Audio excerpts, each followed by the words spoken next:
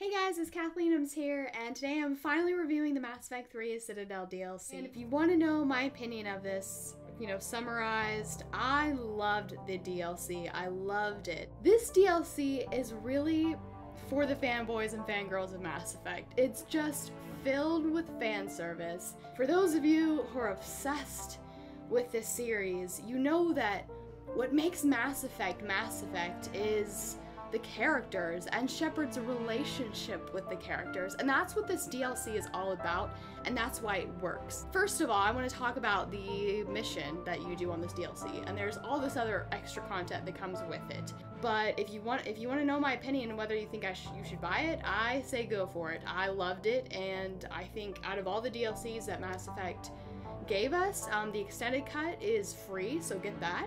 And get this DLC because it is it just filled in a large chunk that was missing in Mass Effect 3. So, first of all, I want to talk about the mission. Now, the actual mission was really amazing because all of your crew on the Normandy is involved.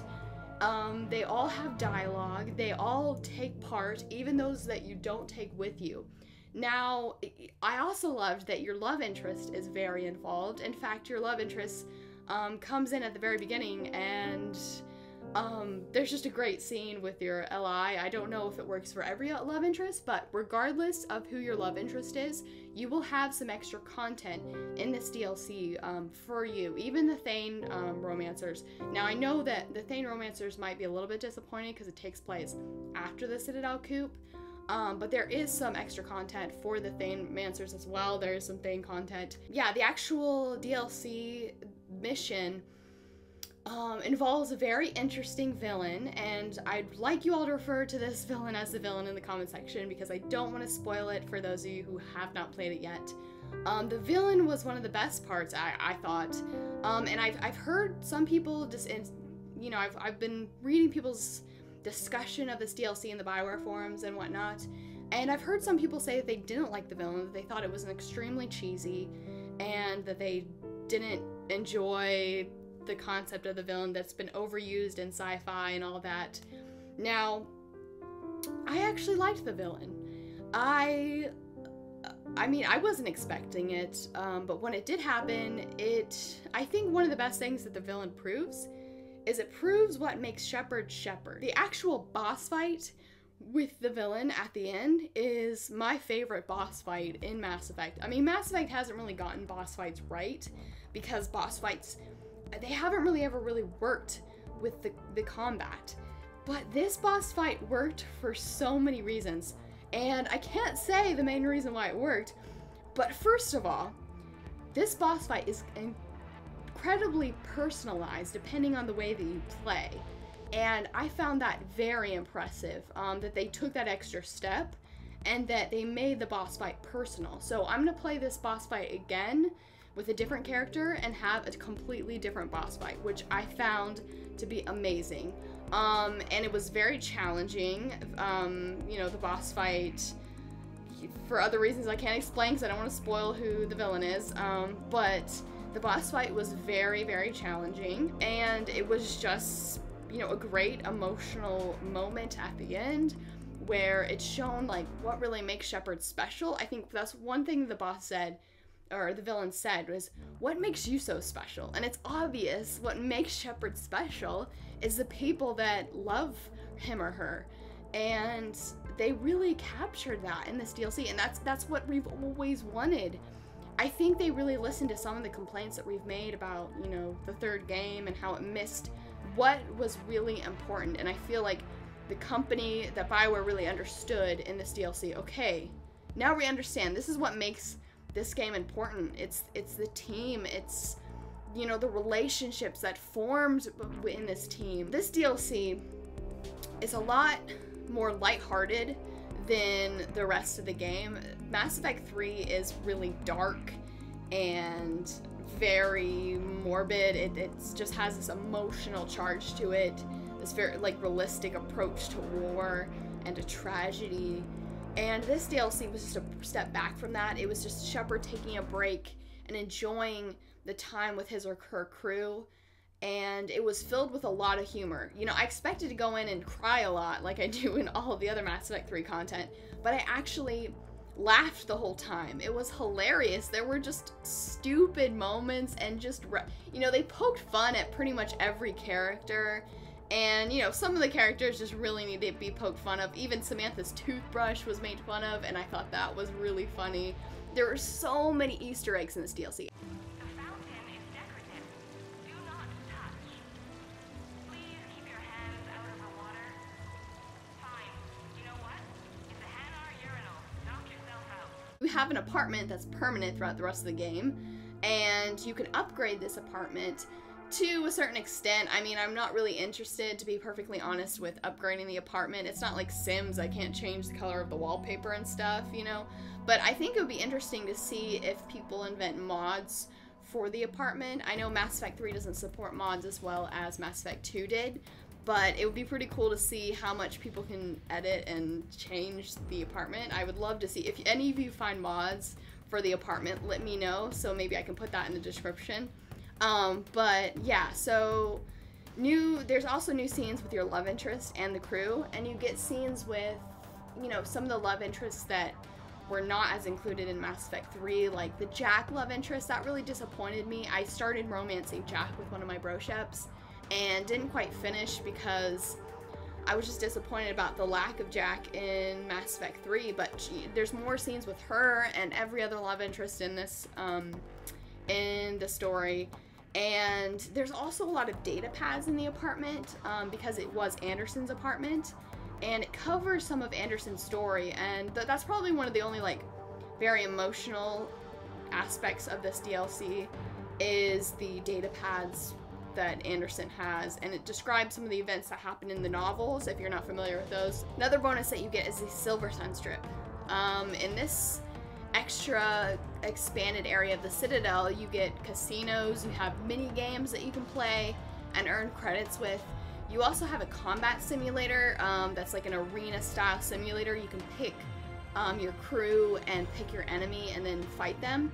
Now this was a lot more interesting than the combat simulator that you had in your Spectre area in the Citadel, because you can actually earn things with this. Like, once you get it calculates your score depending on how you play, how many kill streaks you have, what your timing is, and at the end it gives you a score, and you can use that to redeem for more, you know, challenges in the arena, or you can use it to redeem for credits. So I really liked that you can redeem credit, the, you know, scores that you get for credits, because then you can use it for, you know, other stuff in the game, or to continue to adjust your apartment. So I actually really enjoyed the combat simulator. I was surprised. At first I heard about it and I was like, what, you know, that doesn't sound that exciting to me, but I like that you can earn credits and such. So yeah, I think one of the most enjoyable things about the DLC is that it's so humorous, and there's so many Easter eggs. I'm still finding all the things that can be found in this DLC. And not only that, like, okay, so I do want to have everyone's perspective, my opinion of who might enjoy this and who might have problems with this. First of all, it's very cheesy, and I've heard people complaining about this. I loved that it was cheesy. It was just very lighthearted, and it was a great way to finish the franchise. It was a great way to finish Mass Effect. In fact, I know some people that consider this DLC their headcanon for the ending. They think that these events should have happened at the end, and I think that's a great way to go about it if you are still disappointed about the end. Now, for those of you that are disappointed about the end, is this going to improve your opinion of Mass Effect? I've heard some people say that yes, it has improved their opinion of Mass Effect, and it has redeemed the franchise for them. It depends on how big your imagination is. If you can't stand, even after the extended cut, the way that the endings are, and you're really disappointed about the way that this franchise ended, this may, I wouldn't want you to waste too much money on it, so I would say wait it out. Maybe wait till it's on sale, but I do think this has a lot of promise for you, and I think most everyone should get it. But I don't want to convince you to make a purchase if you're really just, you know, done with Mass Effect and you don't want to hear anything more about Mass Effect. I mean, obviously you do want to hear a little bit more since you're watching this video, but, you know, I'd say wait it out for those of you who still get sick in your stomach whenever you hear Mass Effect. But yeah, I originally was like that when I first played Mass Effect 3, but my opinion of it improved a little bit once I played the extended cut. And I feel like after this DLC, my opinion is almost completely restored. I can't help but think that a lot of the reason why they left it so open, and I feel like they haven't really finished it for a lot of characters, is that they were leaving it open for the next series that they're gonna do. And I'm hoping that they are leaving it a little bit open. With the extended cut, that makes it kind of impossible. I'm thinking that the next Mass Effect series, or, you know, trilogy, hopefully it'll be a trilogy, will maybe even involve some of our favorite characters. I'm hoping that it actually will take place in the future. It'll have to take place far, far in the future, for it to make sense, or for it to not, you know, pick a canon ending, which, I've said in my previous video, they've stated that they're not going to pick a canon ending for us, so that's really good. But I think that, I'm hoping that some of the characters in Mass Effect 3 might reappear in future games, because I would love to see Liara as a matriarch, and I think it'd be entirely possible to see her as a matriarch, and it would be awesome. I mean, some of these alien species live for quite some time, so maybe we'll get to see them in the future. But yeah, those are my opinions of the DLC. Obviously, I have a lot of favoritism towards it. I loved it, and, you know, I wouldn't say that I completely loved it if I didn't. You know, I always try to be very honest with you guys and let you know what I think. And honestly, what I think is this is my favorite DLC out of all the Mass Effect DLCs, and I can confidently play the rest of the games having hope that, you know, I can play the third game again. I can start another playthrough, which I already started doing. I already started another FemShep, and I can play it and enjoy it and know that there's gonna be moments to enjoy in the third game, because the third game is so dark that it's often hard to play and sit down and play for hours, because, you know, it's very dark. But this adds a lot of light to that, you know, the dark storyline, and there's not much more for me to say than that. So I should go. I should go. I should go. I should go. Do I really sound like that? I should go. Well, you know what my favorite scene of the DLC was. No, I should go. It's pretty good. That was a good DLC. That was really good. Definitely the best DLC ever. Okay, yeah, just as a PS, I am very sad that Shepard's story is over. I don't know how they're gonna pick a hero that will even amount to Shepard and how awesome Shepard was.